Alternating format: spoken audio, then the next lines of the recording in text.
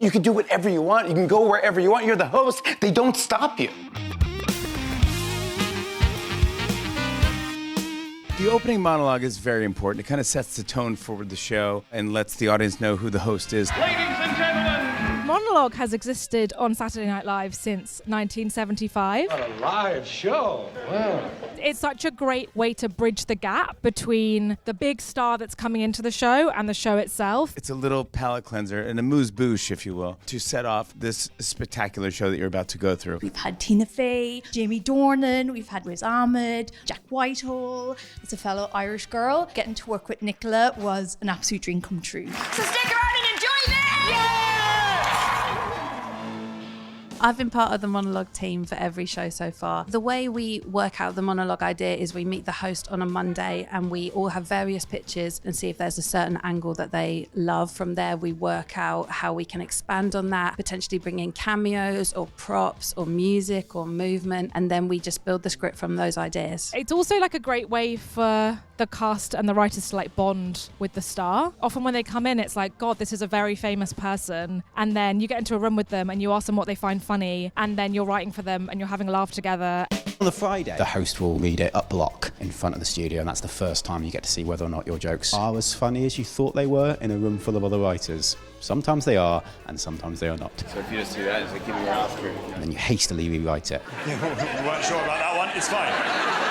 We can edit it out. So with some of the monologues, you get the chance for a cameo. So we've had a few already. Graham Norton's appeared. Nicola was a cameo in episode 1, and now she's back hosting. And this week, we've got Jimmy Fallon. Cameo is always really fun for the monologue because it adds an extra dimension, and you've got to try and figure out how to get them in a fun way, and often a very silly way. Monty Python. That is an X-product! One of the most amazing monologue moments for me was getting to do it with Tina, getting to work with her and learn from her and see how she approached that structure. It taught me so much, and also just getting to work with Tina Fey. The show is truly live, so things may go wrong. I worked on the Riz Ahmed monologue with Omar Badawi. He is so funny. In essence, what makes us British is we like it when things are a little bit crap. Riz was actually really involved in the monologue. We gave it to him, he looked at it, he remolded it, he rewrote some things, gave it back to us. It was like a kind of beautiful tennis match. We like it when things are a little bit. So far, we've had quite a variety of monologues with Jack Whitehall, for instance, because he's a stand-up. We were working off bullet points on the cue cards to nudge him for the lines that he wanted to do. And this week, you guys get the star of Clifford the Big Red Dog. There's different styles of monologue. There's so many different ways you can do it. There's the classic Q&A where the host comes out and goes, does anyone have any questions?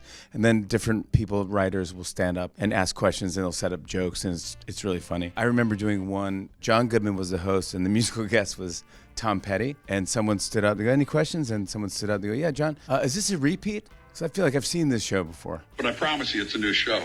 Who's the musical guest? It's Tom Petty and the Heartbreakers. I knew it. I've seen that one before. Come on, we're out of here. No, wait a minute. Hold on a second.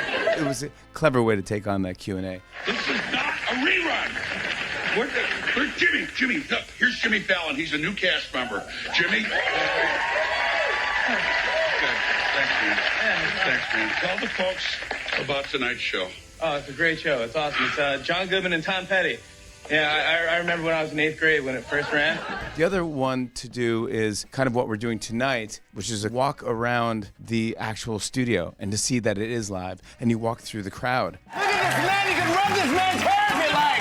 Why not? There's a lot more movement to it, and for that we are coming off cue cards, going on to potentially ad-libbing, so it has that slightly looser feel to it. Jimmy, I'm getting it now. Yes. I'm the host. I can do anything I want. And you get to see the wardrobe, you get to see the cue card department, you get to see hair and makeup. Oh, gosh. Oh, goodness. I broke that with my bare hands. You're really? When we do Saturday Night Live in America, usually we add something fun to those hallways.